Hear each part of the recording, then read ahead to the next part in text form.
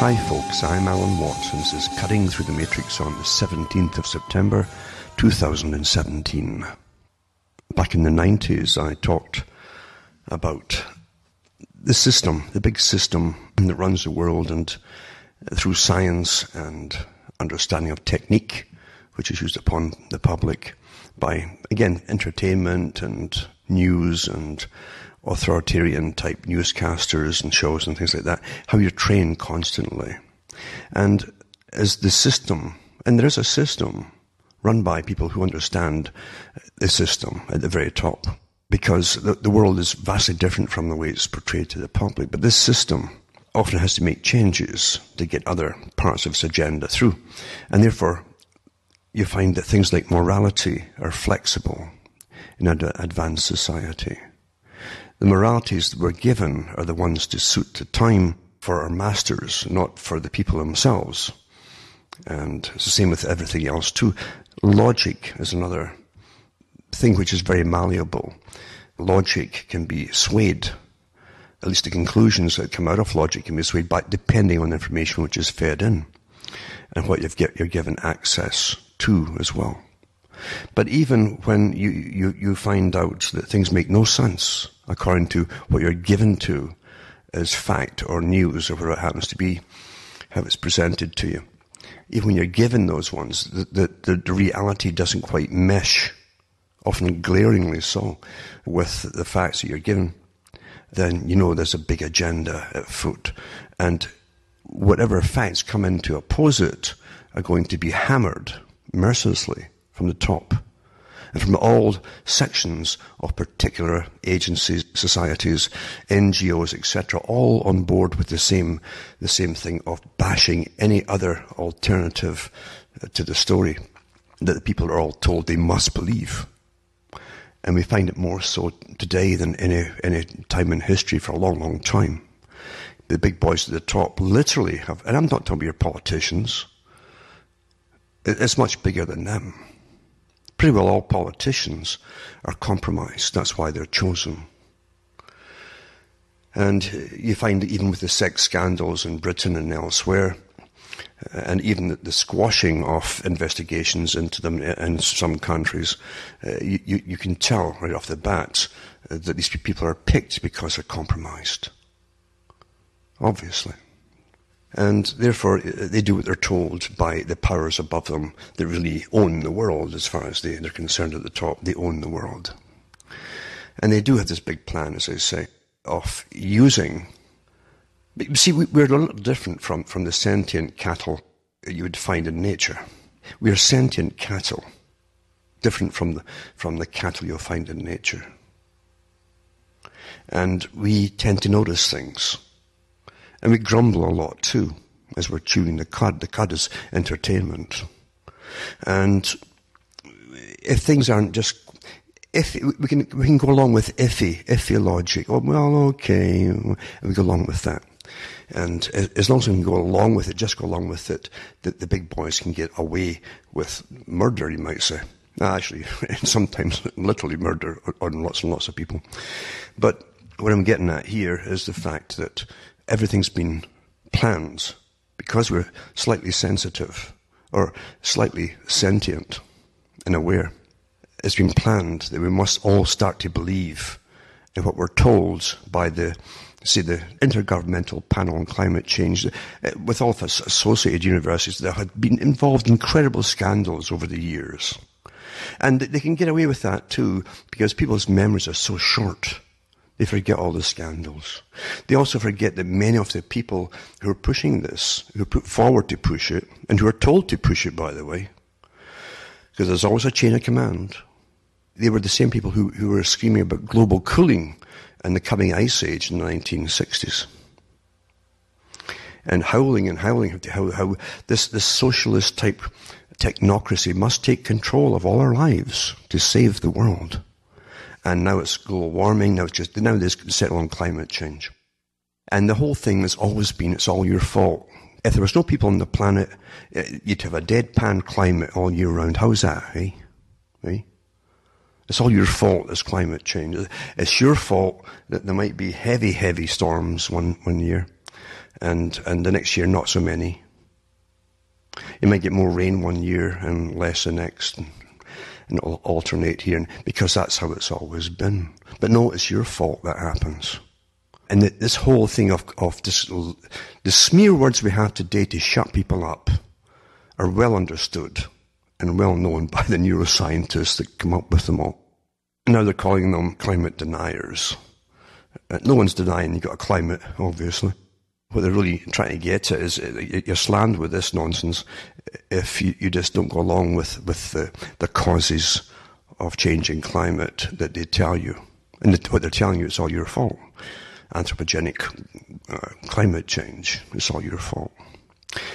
Even when they admit, and they have to admit after years and years of spraying us, that they're doing all this testing, they call this testing, this heavy spraying, geoengineering, and into the atmospheres. And we never have normal weather since they started this in 1998.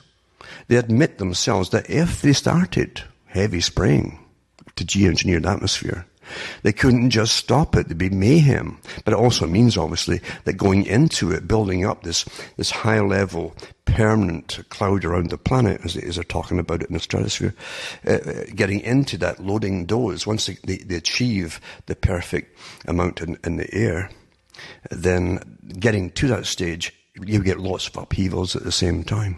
But no, it's your fault. It's your fault that you notice it. It's your fault you see the planes spraying the sky, and it's your fault that you think they got something to do with it. Because the whole agenda, and you'll see all the far left and all the middle and all the rest of them all on board because they're told to be on board with it. Because the whole future of mankind on the planet, to get the whole end of the nation state, the end of personal individual rights, as to where you're going to live and so on. You must give it all up for a regimented collectivist system run by your betters, the people who are being appointed and trained in their pseudosciences that you'll have to eventually worship. You're seeing what really was the real old Soviet system, which was exported to the West. You're seeing it on steroids. Because this is where they'd hoped eventually down the road to go in all their fantasies. But so did all the socialists, where it was communists or the national socialists. That was the difference between the two. One was national socialists, the other one was international socialists. And there's a couple other differences too as to who would dominate it.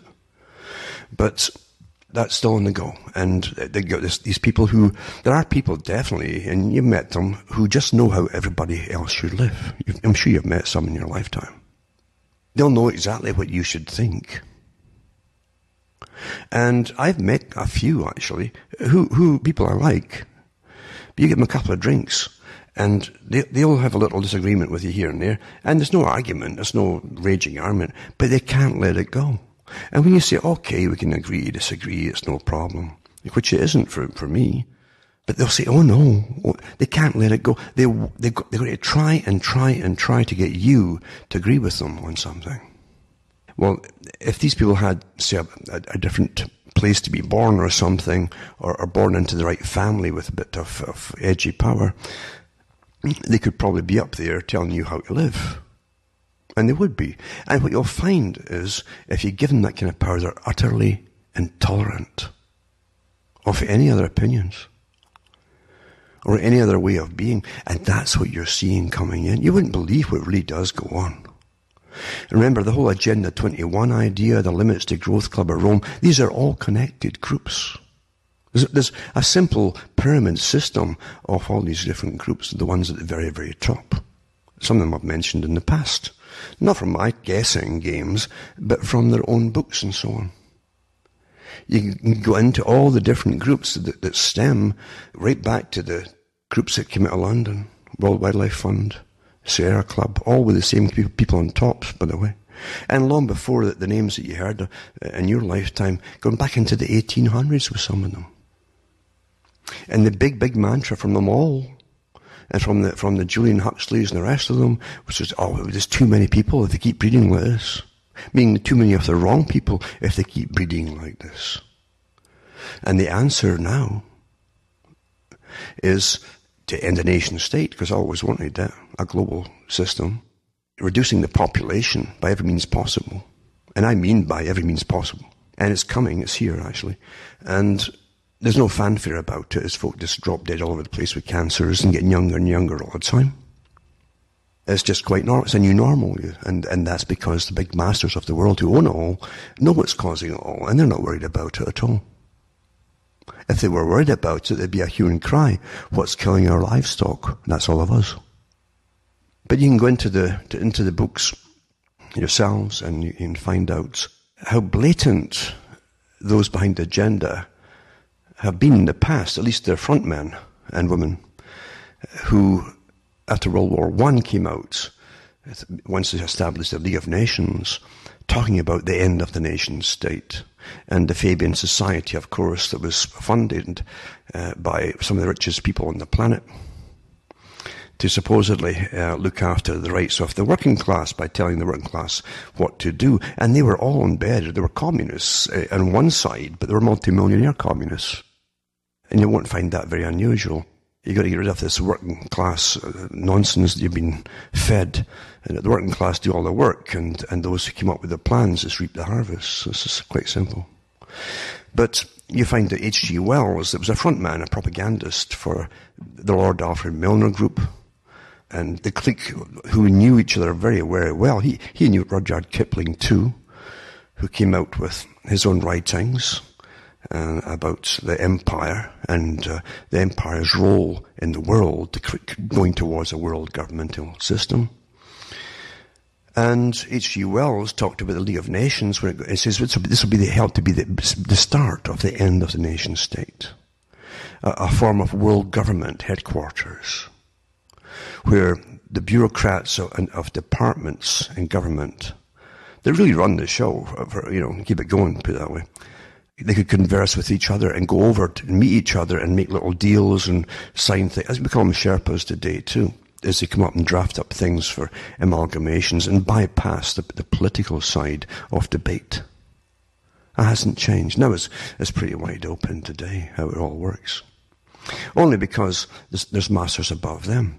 Believe you me, if the richest people on this planet, very old money, were a bit upset at all about what's happening today, it would be stopped immediately in any quarter.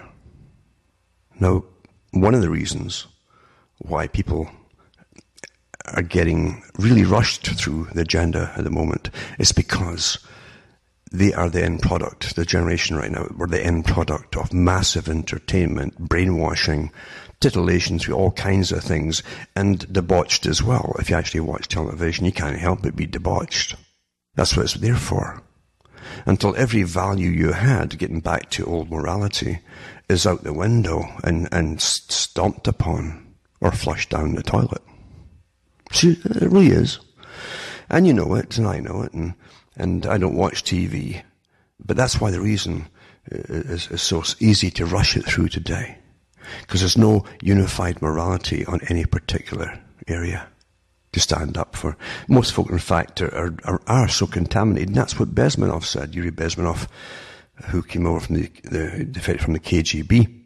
He says the KGB has nothing to do, really, and it's not like spies and James Bond. He says the real system of spy work is to do with subversion of the culture, which means the morality as well of the people. And they couldn't believe it when he came over in the 1970s, in the 80s, how incredibly well had succeeded, starting with the youth, of course, and actually their parents too, because there wasn't they've been doing that before World War II, and running all the industries and the culture industry with their agents in the States and elsewhere, and pushing the same thing. And literally, he said that once they're completely debauched, contaminated is the term they use. All sides use that term. Once it's happened, then people cannot stand up in a unified form to fight off anything, even an invasion. Think about that. That's why everything's happening today. And that's also why during the 90s and even before, you had all these movies in the early 2000s, All these movies coming out about a dystopian future with rubble everywhere in previously civilized places, people living in all kinds of rubble, a small minority living very well, and a massive army, all black-clad and faceless, that kept everything under their heel, basically. That was to be the future. And no one said, why are they churning out all these same type of movies, one after the other? Well, here you are, you're coming into it. Or terrorism. Remember, I read the articles from the so-called chiefs of different countries appointed for anti-terrorism, and they all said the same thing, because they all read the same scripts and are told to say the same things to the people. Get used to it, because you're going to have it for the rest of your life and beyond. This is a new method of completely controlling everyone as we go through this transformation. Remember, the century of change, the 21st century, where all this has to be accomplished. And you're all stuck in your crowded cities. The nation state is to wither away. And that's what Marx said too, just coincidentally, isn't it? The nation state would wither away. And I read the articles too from the think tanks for NATO countries, for the military. And they were talking too the same thing about the city-state and the end of nations. That's the future. And you'll all be, we're all classified already completely. Everything, right down to folks' DNA now. I mean, they know it all too if you've ever had a blood test taken or samples taken by police or whoever happens to be, or given it voluntarily, or even for basically registering your children through the Freemasonry groups. And they're the greatest ones for getting the fingerprints of children and remember the Masonic chip for having the children's clothing chip and all that. And they're still pushing for it all to go even further. Everything ties together from this central source at the top. Quite interesting when you look at it, isn't it? But you think about the things that you should be offended by, that you're even watching daily. You're consuming the filth, really, which is called entertainment today. And at one time, you say you wouldn't let these people who put it across on television so anywhere near your children, if you had any sense at all. And now you're watching the same stuff yourself. And it's put across as entertainment. And I can go on and on and on. But it's not for me to moralize. I'm not moralizing. I'm just telling you how morality is flexible and suits those who own you. That's why if they had some strange plan of more conflict for 100 years war or something, they would switch it so quickly back, and every movie would be about the brave officer going off to fight in the war, and he'd be married again with a wife and children again, and that'd be the norm, and so on. It would suit them fine. It's very, very flexible according to what you consume. Remember that article I read too from Parameters, the Army magazine, and it was written by an intelligence officer in the US who was very proud of what their achievements in basically using the same techniques that helped basically take down America, and they're using them abroad on other cultures now, and how successful it would be, and so on. But they also talked about the mind has no firewall. And if you lowered the firewall off the mind, if you have one, if you're sentient, you know that ideas and what you're seeing are pretty dangerous, they're weaponized. Weaponized glimpses or images or whatever, very weaponized. You wouldn't believe how much work goes into it all and sticks in your head and has its consequences. Male and female, doesn't make any difference. They've got this equal opportunity brainwashing and equal opportunity contamination for everyone in this system. The mind has no firewall, but always remember that if you're aware at all, try and always be aware that you must keep that firewall up. And that also means, well, I'm not going to watch this and I'm not going to watch that. I've read articles too on the air a few years back about a psychiatrist, I think it was, in Canada, who was brave enough to put an article out in the newspaper why he'd left the job. And it got to him, and his job was literally being assigned to work with perverts in prisons and things and go through these programs, these stupid programs that really are meant to contaminate and destroy the person that watches the stuff. The idea being they can alter the behaviour of these pervs by little shocks or whatever it happens to be, if the rapid flickering of this scene, that scene, and of things that you shouldn't be watching in the first place, and how it's infecting him. His behaviour, his thoughts on things, and no doubt affecting his family life as well. Well, why are you watching all that kind of stuff? And I'm not really, as I say, I'm not moralizing. I'm saying, why are you watching that kind of stuff? If you truly want to be your own person, or do you? Do you want to be just a product where your masters are quite content and know all about you, know what you're watching, what you're into? Or would you rather be an individual? Now getting back into facts and how flexible they are today, depending on what facts you want to use. True science would use everything that comes forward presented as facts. But they don't. When you're only selecting what you want, it's for a different purpose. It's not science at all. And there are plenty so-called scientists out there who wouldn't be working, even sweeping the streets, if they couldn't get all the grants handed to them. And they're involved in political purposes. Of course they are. They used to tell you that you've had many ice ages in the past. We don't know how old the world is, but we know there's been many ice ages, and they keep drilling and doing these samplings and cores and things, and they can tell you when this happened, that happened, and all the rest of it, in what different parts of the world. We know that folk came into Britain for a long time, settled, etc. Then they moved out again because the ice came back in. After it was all over, it came back. Well, what happens between the ice ages? You get warming periods. And those warming periods will happen whether man's here or they're not here. If it didn't have warming periods, you'd have a constant ice age. And if you had that, none of us on the planet would survive. We wouldn't be here. So facts are very flexible according to whatever political and social agenda is afoot. And to please the masters, believe you me, they can really bend anything at all and get lots of people in authority who don't even blink when they're told to con you. And even come down to the Inquisition time, because they're coming down to it now, when they haul you up and do their new exposures to the world. Look at this denier. Look at it and put you in the dock. You're a denier. You're an evil. This like the show trials they had in the Soviet Union. And you'll stand there and say, yes, I did. I denied it. I denied the sun. I denied this.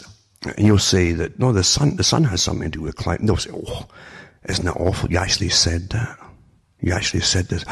Well, yes, I did. And then you'll say that you went down into the streets and the back roads, the poor areas, and you did debauched things with prostitutes and you picked up syphilis. And that's what Orwell had in 1984 too. And just like Winston, you'll say it all. And you'll hang your head in shame. Absolute shame. After the torture. There'll be lots of torture too.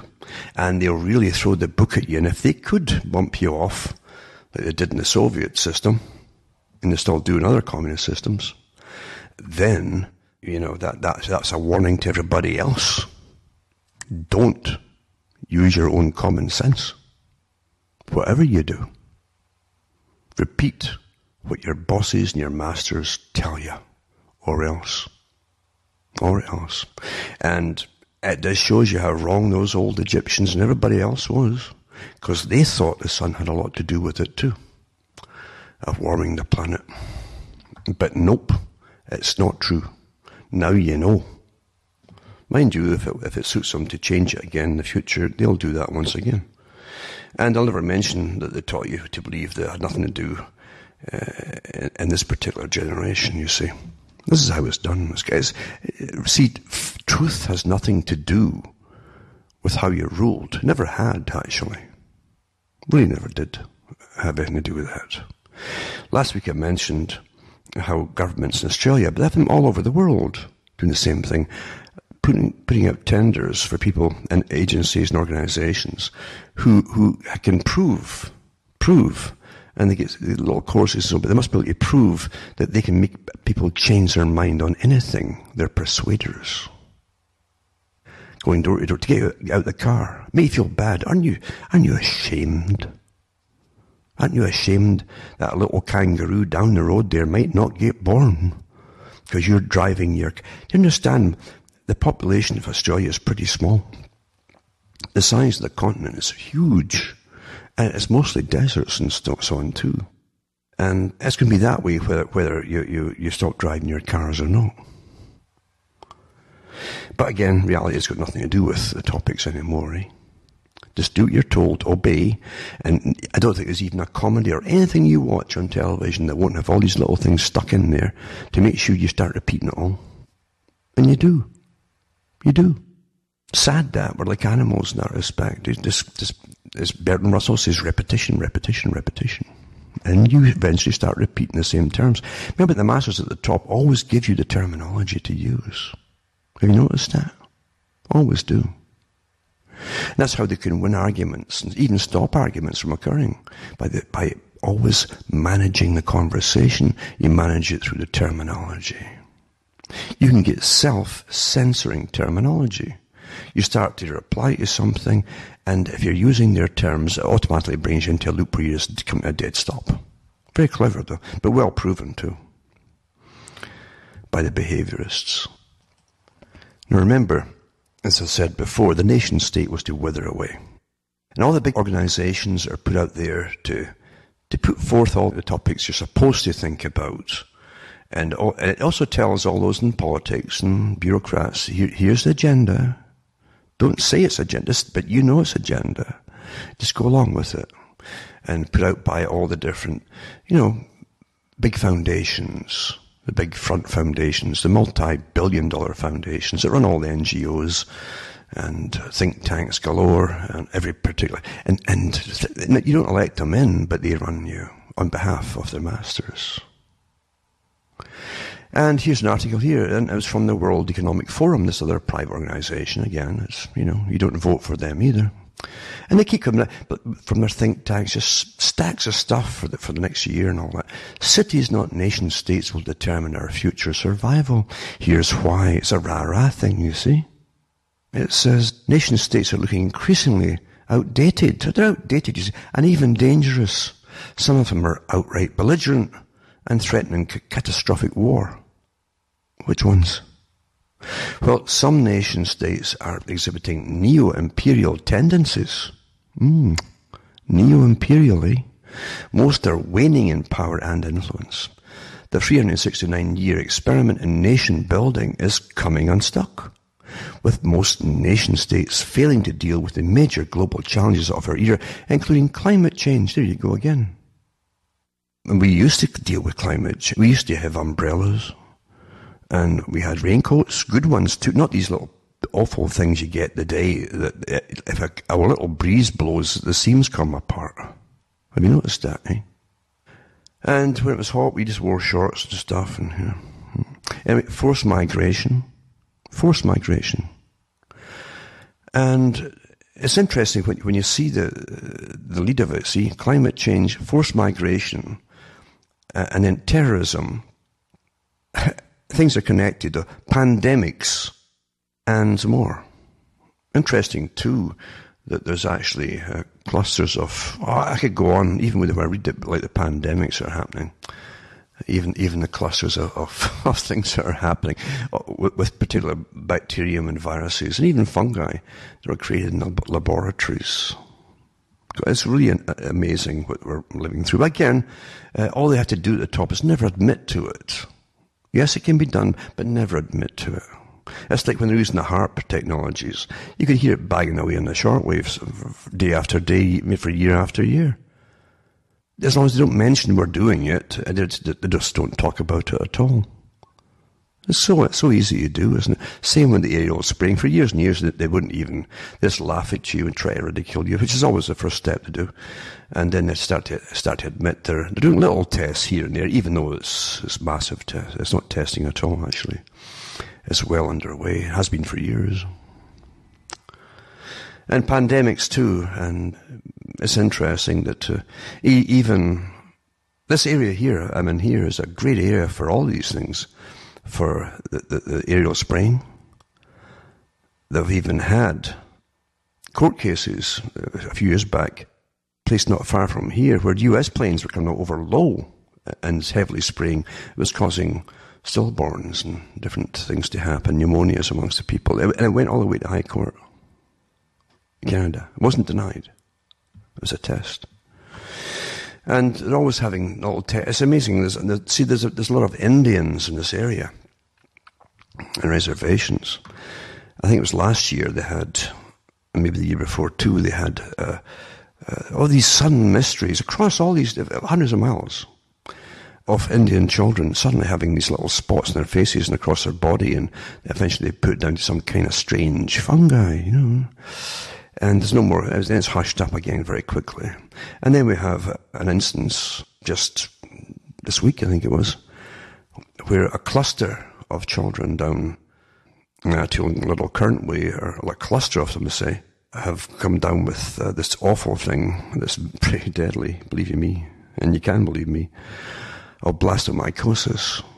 And it's just a mystery again why this strange blastomycosis is affecting animals and children and adults too. Or it might be some strange little kind of wet area, small wet area, and all this kind of stuff. We've had years of pouring rain here with all the heavy spraying that we get now, and that's old stuff. And so much so the fungus in the trees, I think 2 years ago, was just incredible. All around the trees, this isn't just the fungus you see coming from the north, etc. It doesn't matter. I say facts don't matter anymore, because the big boys at the top just lie all the time. But people are getting, so again, pandemics of what? And then you go into these things, and some of them were developed going back into just pre-World War II, into World War II, for various purposes. It's quite amazing when you get into it, really into it, isn't it? Oh yes, we can do these things, but we're not doing it. And the general public will think, oh, they'd never do that to us. That's the way into the mass grave. Oh, they'd never do that to us. If you can go back in history to all the peoples that have said that in the most horrific times of the 20th century, in different countries, they'd never do that to us. Aye. Anyway, cities, not nation states, will determine our future survival. To start, half of humanity currently live in sharp contrast to most of human existence, when less than 1% of the global population congregated in settlements. And it goes on and on and on. 2/3 of the world's population will be urban dwellers by 2030. Today's cities power over 2/3 of global GDP. That's because they make nothing. They just print up money. It says they're the marvels of innovation, because they don't make anything at all, do they? And engines for prosperity. The whole prosperity kick, believe you me, is very short-lived. Just to get the agenda through. And money will keep getting printed as long as they're on this part of the agenda.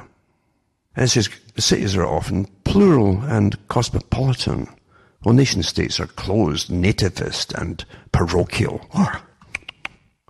Then they go through the global the new coalition called the Global Parliament of Mayors is also urging cities everywhere to take advantage of the devolution revolution. Do you know you're electing your mayors so they can get rid of your little area and your country? Did you know that?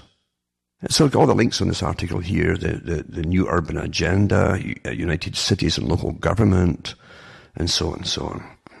And then global covenant of mayors for climate and energy. So they're all every agenda, all these little psychopaths that want to get on and do whatever they're told, they will do whatever they're told, and they'll say what they're told to say. To be good to their masters, and their masters are not the people who think they elect them in. It's not you.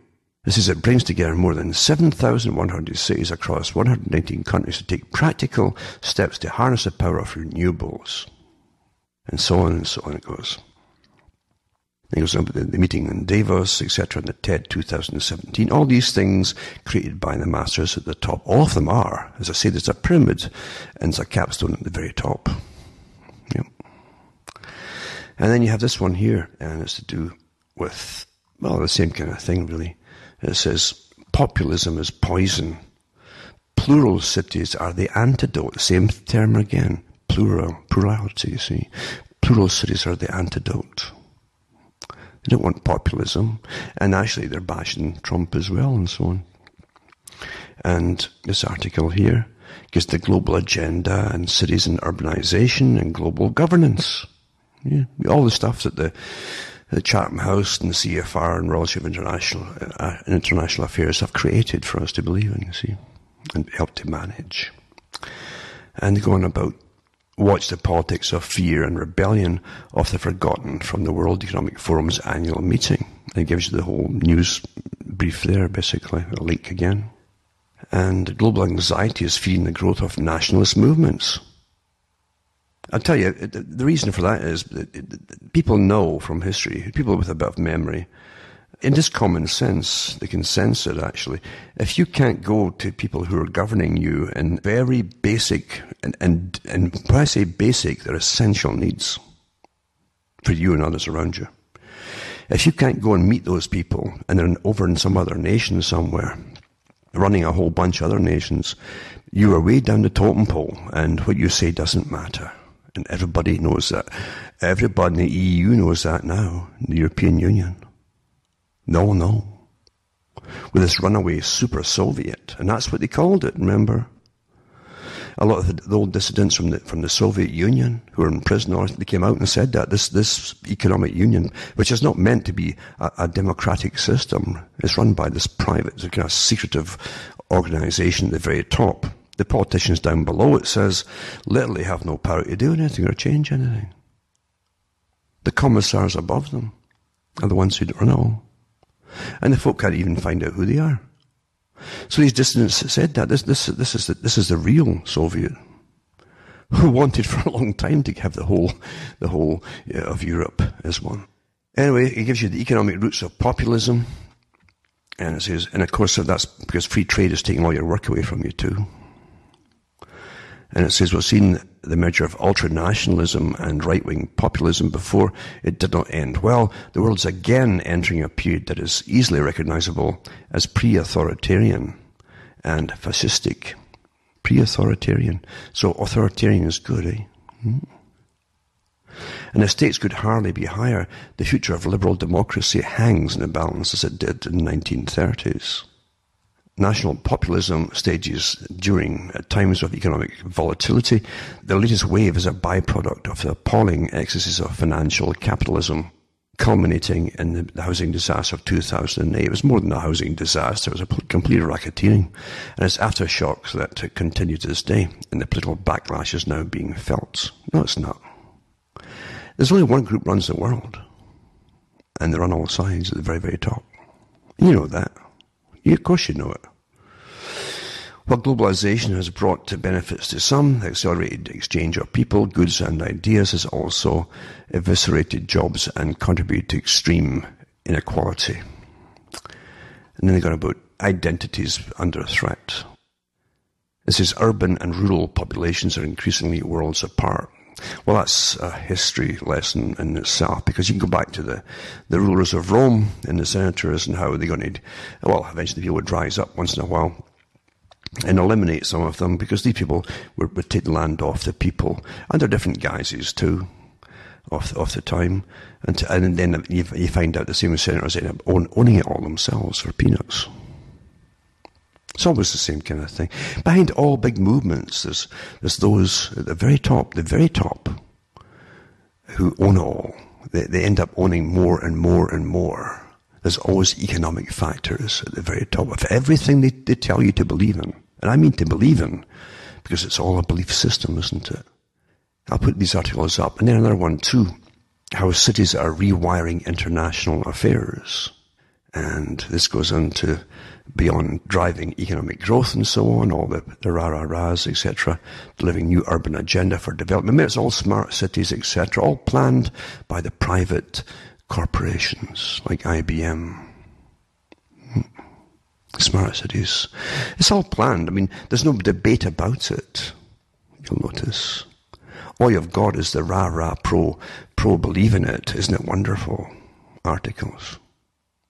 Another one too is the UCLG, United Cities and Local Governments, represents and defends the interests of local governments on the world stage, regardless of the size of the communities they serve.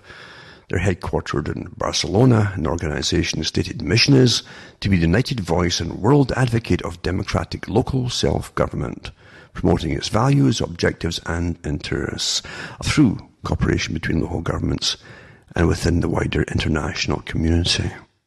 And then when you read it too, it's not what you would think it was either. These are all the furthest left you can imagine. The big boys at the top are using at the moment, the far, far left. They actually were, I've gone through the articles before, and even the books in years gone by of those in the Milner Group, which became the Royal Institute for International Affairs, Council on Foreign Relations, and now a whole bunch of other groups. Most groups all come back to these guys. If you don't know that, all completely interrelated. And they gave you the present system, and the changing present system, and they run all these organizations from the very, very top. And they don't believe in democracy or your right to decide what kind of future you want. This article also tells you its mission statement and all the rest of it, and a lot of global governance, which means the same old things I've mentioned before. And here's a little statement. It's imperative to increase local financial autonomy, to diversify local taxation towards climate finance, we say. You need to pay into austerity. That's a plan. And get moved off into your crowded cities. And you will go where they tell you to go. And get used to being told, because that is the future. That is the future. Agencies and organizations managing your life with government backing, almost like police powers, in fact. Now, I'm talking about the coming Inquisition. It's here actually now. As I say, they're pretty well intolerant, completely intolerant of any opinions today. God help you if you have any contrary to the official stance. It's not nice at all. Here's an article here, and it says here, Canada now investigates climate denial. Canada's Competition Bureau, we've got a Competition Bureau in Canada.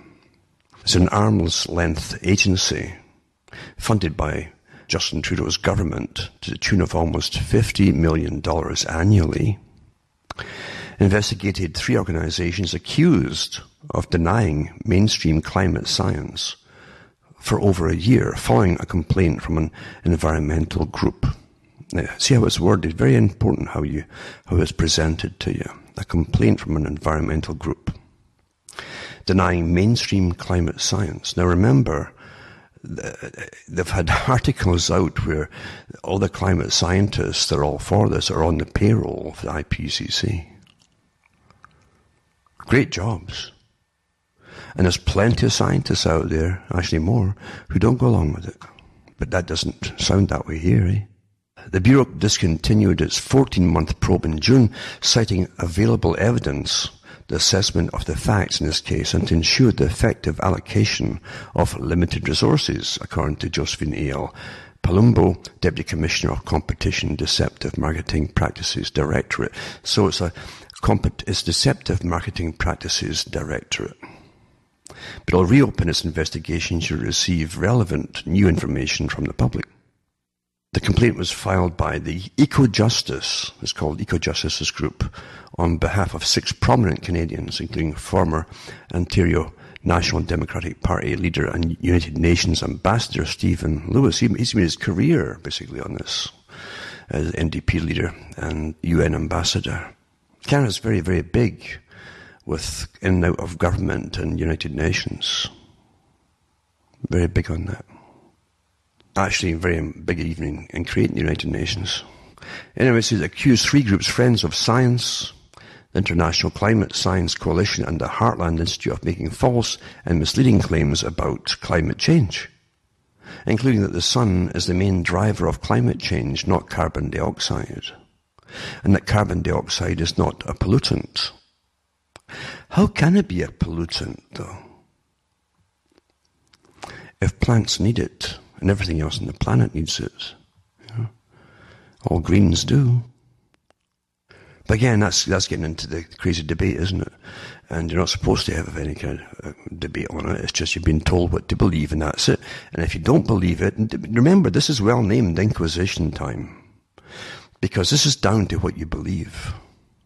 And what you believe for the conclusion you're going to come to on whatever side you want to join. And it's so important, as I say, that this whole agenda gets through. It's now treated like heresy. They've actually used these terms too, like climate heresy. And it really, but again too, the whole movement was created to take on religious connotations and religious appearance. That's what Gorbachev talked about.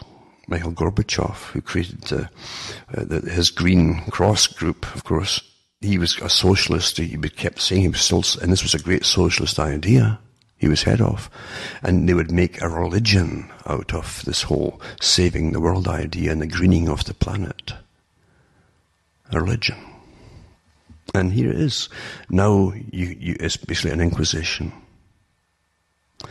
When it launched its complaint December 2015, Ecojustice told National Observer it would press the Commissioner of Competition to refer the matter to the Attorney General of Canada for criminal charges against the denier groups. Isn't that awful? I mean, imagine the money the taxpayers have paid for this. Huh? And the group's main group they're talking about is in the States. And in response to the Competition Bureau discontinuing its probe, Calgary-based Friends of Science said on its blog that the Competition Bureau is a very important enforcement agency.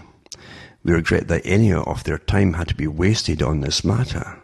We are not a commercial entity. We don't have federal lobbyists, and we're not tax subsidized as environmental charities are.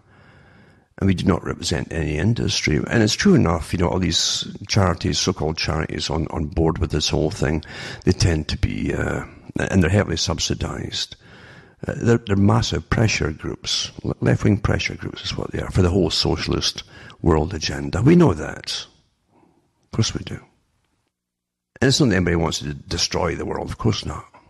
This is a big agenda to change the entire way that you live, right down to, not the distant future, who will be allowed to breed children. That's all part of it. Read their older books. The older books are awfully important. Never changed.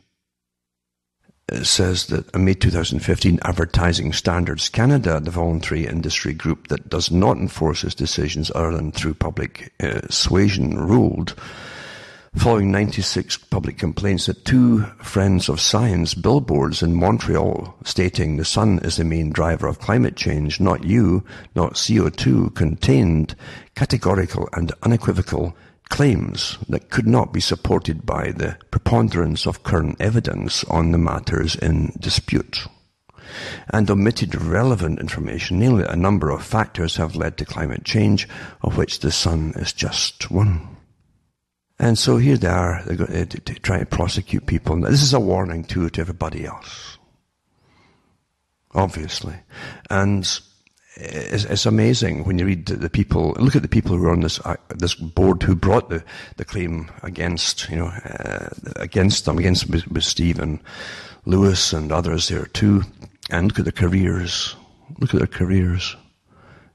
And it's like a religion. And ambassadors to religion bashing another religion and getting the force of the government to back them up. I mean, that is basically the Inquisition. Literally, this is Inquisition time, when you are in trouble for voicing your opinion. That's the scary part of all.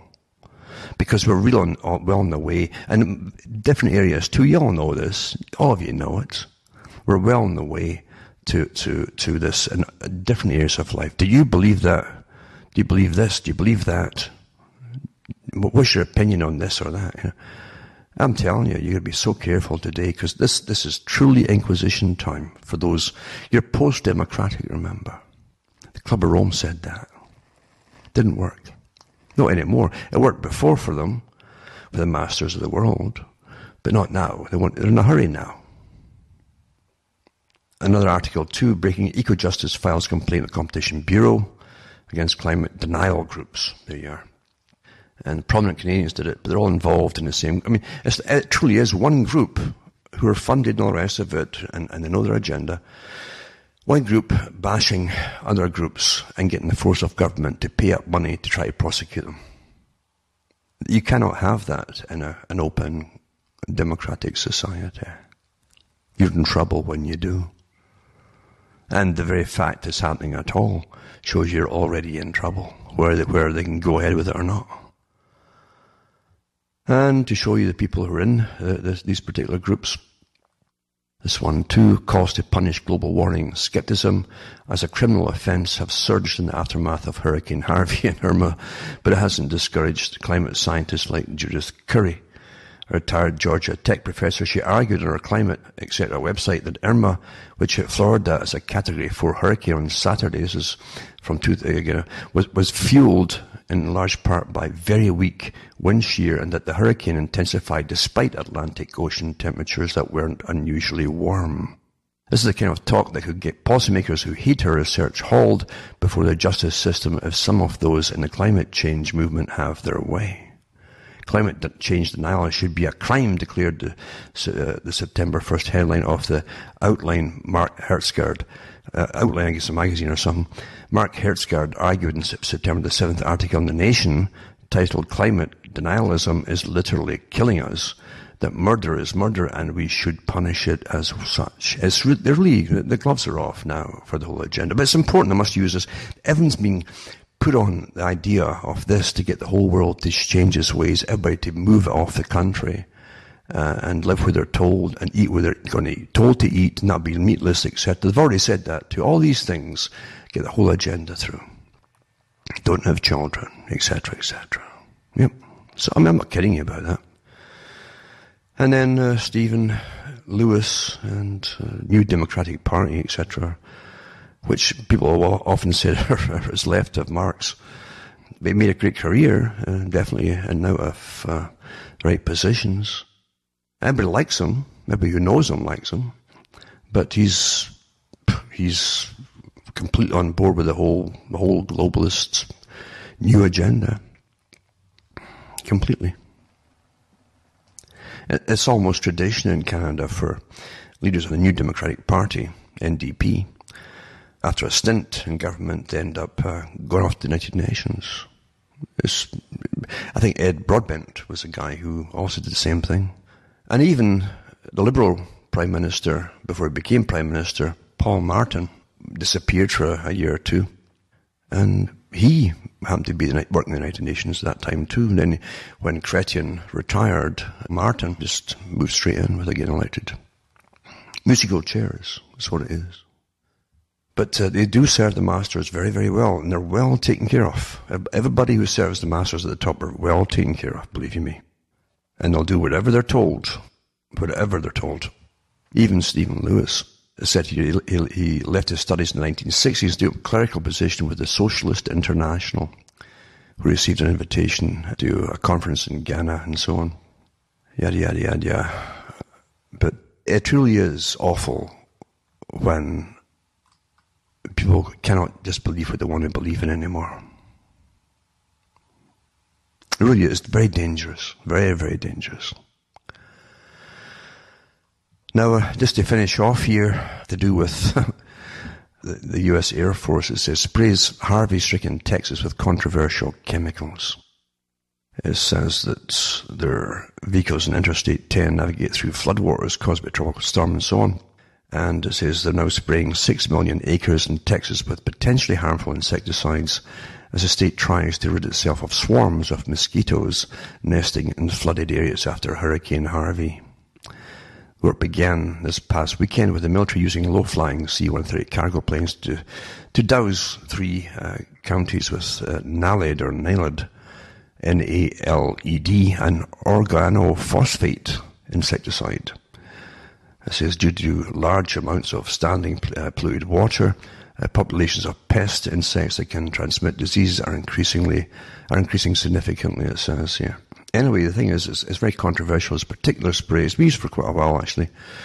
But they've had problems. They were using, I think, this one in China at one point, and they found out it was having neurotoxic effect on children. On adults too, obviously, but on children it's more noticeable. It says naled, a neurotoxin sold under the brand name of Dibrom, works by killing an enzyme in insects and leads to overstimulating the nervous system, causing nausea, dizziness and confusion and at high exposure, respiratory paralysis and death. So that's what they're spraying the people with and so on. It says it's been widely used in the US since 1950, but it was prohibited for use by the European Union in 2012 over concerns that might affect human health. I see the EU has also caved in on allowing them, like through the court system, by the way, the High Court, on a case. That's what they generally do in every country. They're now allowing them to plant their GM corn and all the rest of it too. So that's wide open now. The big boys always get what they want, don't they? The big corporations, the monopolies. And then you have other things that this particular pesticide has done to people and so on. I'll put some links up for those who care to look at it. I think they're even using it in Florida too. And they've done it there before as well. Also, US Air Force is spraying 6 million acres with chemicals in response to Harvey. Another article. It's quite interesting, really, all the different things that go on, isn't it? I'll also put up Friends of Science. The Sierra Club, for those who want to know, is because it's actually, I think the other organisation I mentioned tonight was actually part of that at one time before they got their own funding, perhaps. I don't know the whole story. Yeah, I'll put up the Heartland Institute. They're one of the organisations to be put into the fire of the Inquisition. And it's in the States, as I say. And then another fellow who was getting, I don't know if they'd still brand. It's interesting too, under the new Inquisition, if they'll just use little chips in your brain, so you walk into the dock, just like they did almost in how they looked, I should say, in the show trials in the Soviet Union, with the blank expressions and like the zombies. As you would too, after lots and lots of torture and no sleep at all. But they won't do the torture with you. In their civilized societies, they'll probably put chips in you and give the right kind of drugs. Maybe if they use chains at all, they'll be plastic. Biodegradable.